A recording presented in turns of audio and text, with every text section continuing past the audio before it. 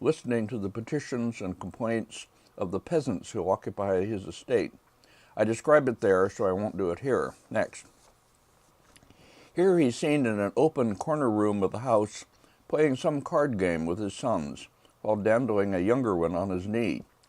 The images and albums and handscrolls of this kind hover between showing particulars of the man's life and surroundings, that is, of the person they were done for, and presenting him as a series of conventional exemplary roles. The Yongzheng Emperor in the mid-18th century had such albums done by his court artists, with himself, of course, as the central figure. Next. In this leaf, he leads on horseback a group of mounted travelers along a mountain road, with a servant on foot following behind. Those who accompany him are portrayed as markedly different in age, from quite young boys to old men with twisted faces. I have no idea what is happening here. Next. Here he stands alone in a landscape, with the mountains painted in the blue and green manner, itself auspicious and popular, while a procession of mounted men wearing official caps winds its way through the valley toward him. Banners in the distance enhance the importance of the occasion, in which he must have received some kind of official visit. Next. Here he sits in the stern of a sailboat on a rushing river that flows out of a ravine, with the rocks, again painted in the blue and green manner. Next. And here he sits alone, attended only by a servant, on a seashore, or perhaps a lake or river shore, looking out over the turbulent waves. Whoever the artist was, he had mastered a standard repertory for professional painters of the proper way to depict waves, rocks, trees, and all the rest. Next. Now he sits outside his house, examining swords. He has drawn one from its scabbard. A servant behind him holds another, and a boy brings another from the right. One can imagine the man, or someone else who commissioned the album for him, giving the artist a general set of instructions about how he should be depicted, what he should be doing. Again, partly based on his real preferences. He may have been a collector of swords or fancied himself a connoisseur of them, and partly on established conventions. Next. Here he rides in a cart through the landscape, accompanied by servants, and with another behind them wheeling some heavy load in a kind of barrow. Examples of how such paintings were commissioned from the artist and paid for are given in my book, The Painter's Practice. Next. Here he sits outside beneath a willow tree, a servant beside him offering tea on a tray, while his grooms bring some of his horses to show him, one saddled for him to ride if he wants to. The artist is only moderately capable of painting horses. We will observe similar disparities in how parts of the picture are painted in other works, such as the Handscroll we'll look at next. Next. Here he is doing target practice with a bow and arrow. The target is hung from a rope strung across two supports. One servant holds his hat and cape. Others hold another bow and arrow and a quiver of arrows. One obvious kind of value these pictures have, that compensates in part for their more moderate artistic achievements, is, to make the point once more, the way they supply visual information about a diversity of scenes and practices. People write to me with questions like, "Do you know any old depictions of Chinese archery?" And when my memory serves, I send them pictures of this kind. Next. In this leaf, he sits leaning on the railing of the open veranda of his house, accompanied by two guests, looking out over a pond where two white egrets have alighted. Servants on the bank prepare food and drink to bring to them. Next. And here in the last leaf, in my arbitrary numbering, he's seen serving as a kind of local magistrate, judging the complaints or requests of petitioners. Two of them kneel before him. He and his servants wear the red hats that indicate their rank. A tall man wearing a blue robe holds a long horn with which he has announced that court is in session. And with that, we end our brief consideration of this album, and we go on to show and talk about the other two pictorial Handscrolls. Next. The first of these two has the best possible reason for instant dismissal by any traditional Chinese connoisseur. It bears a false signature and seals, seen here in a detail from the end of the scroll, purporting to be those of the early yuan master Chen Chuan.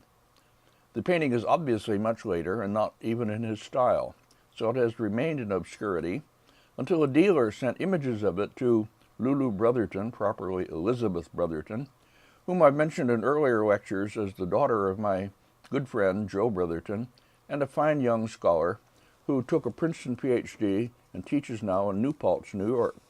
Lulu sent the images to me for confirmation of her own opinion, and I contacted the dealer about possibly acquiring the scroll for our Berkeley Art Museum, for reasons that you'll see. But the owner doesn't want to sell it and remains anonymous, so I know it only from these images, and I have no details. But fortunately, again, the images are good enough that you can see a lot just from these sections. Next. I believe, based on its style, that the painting is a work of the mid to later 18th century, probably Qianlong era, and it was done in the Beijing region by one of the figure specialists who worked outside the Imperial Academy, but who were affected by developments within it. The painter of this was obviously one of those heavily affected by European stylistic intrusions, and he worked in a Sino-European manner. What he offers is a detailed look at life in some village, a close visual account that must be based on lots of prolonged first-hand observation and making numerous sketches. He probably painted other versions of it, perhaps many of them. And what I want to emphasize once more is that we can learn a great deal about the material culture aspects of village life at this still to be identified time and place from his picture. Next, the scroll opens with a view of the canal at the edge of the village, with 3 fishing boats drawn up on the shore and an old man holding a scale who has come to dicker with a fisherman. On the opposite shore are buildings, probably restaurants, with rooms opening on the water. Various other things are going on. I'm certainly not going to try to describe everything to be seen in this richly populated picture. Next. Here we are shown a village school in the upper right, with an old literatus as master and his boy pupils. Also scenes of farming, plowing and hoeing the fields. A large family in lower right deals with a peddler and others. Next. In the upper part of this section, sitting at his desk, an official serves as judge, presiding over an outdoor court attended by supplicants both high and low in economic level. More are arriving in the lower right. Next. Rolling on, we cross another broader canal on which a large boat propelled by rowers is seen. People have gathered on the shore to watch it go by. Smaller boats are crossing the canal below. As elsewhere in the scroll, there's lots of interaction going on between the figures. They talk to each other, turn toward each other, gesture at each other. Next. Here we see carpenters building a house in an area screened off to keep away intruders. At the top, one of them is already laying roof tiles. This is a detailed picture showing tools and their use. I count 10 different kinds of tools, and it would surely interest specialists in Chinese material culture and vernacular architecture. Next, please. A more prosperous family household with views into its upstairs and further rooms, and its members dealing with peddlers and others. A procession of high-ranking gentlemen comes down from upper left, led by a drummer. Above them, a hand puppet show is watched by a crowd. Next. A traveling vendor with a performing dog and monkey performs in a courtyard. In the center, a Buddhist or maybe Taoist establishment with monks and nuns. In the upper left, another puppet show, this one with string puppets. We're moving into the downtown area of the village. Next, please. And here we are, right in it.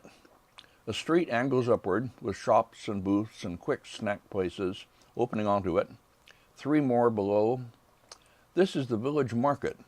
In the foreground, we see farmers haggling over sales of livestock. In upper left, a performance of the local opera, perhaps, its audience with upturned faces.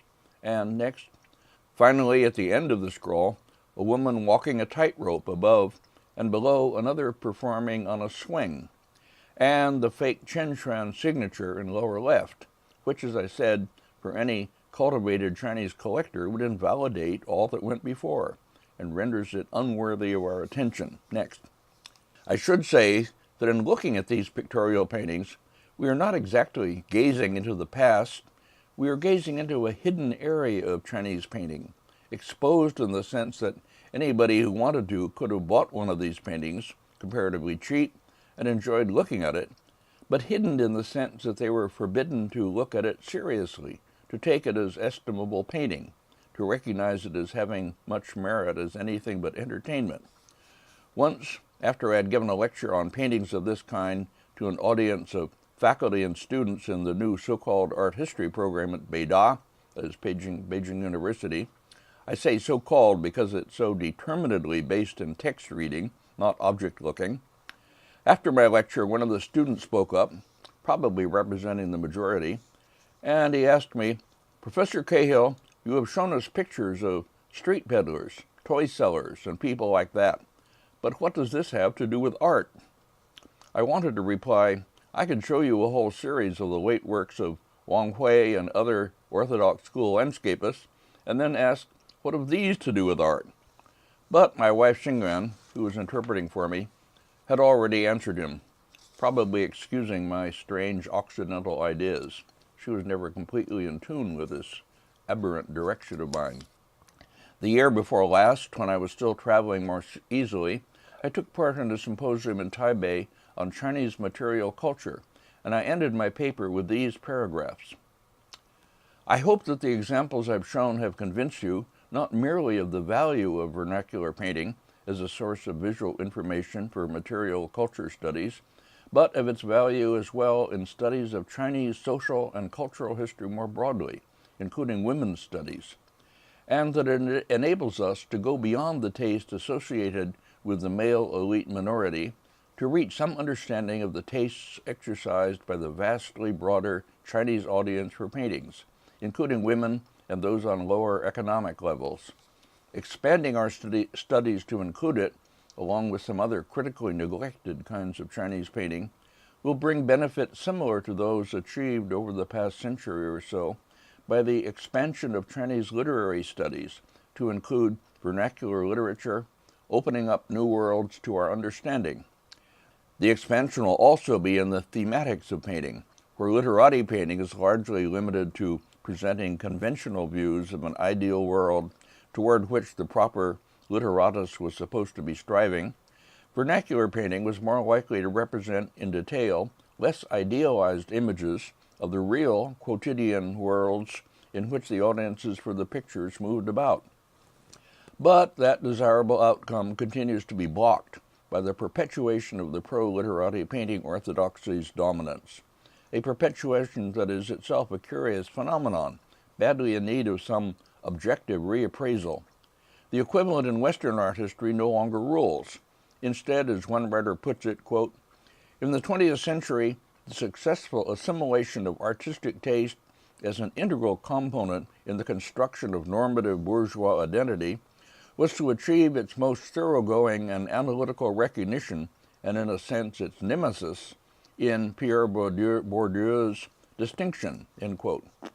I'm certainly not equating Chinese literary culture with European bourgeois culture, but the classically educated male elite that made up the literati class in China, identified by the self-chosen criterion of proficiency in canonical texts written in archaic languages, and by, in Bourdieu's words, treating as a birthright the virtuosity acquired through long familiarization or through the exercises of methodical training, end quote, certainly qualify within his system as richly deserving of deconstruction. So, I continue, my final question is this. We've all read our Bourdieu. We know that aesthetic judgments presented as absolute turn out to be strongly conditioned or even determined by considerations of social and economic class. Why then do we continue to think and write and teach so much of the time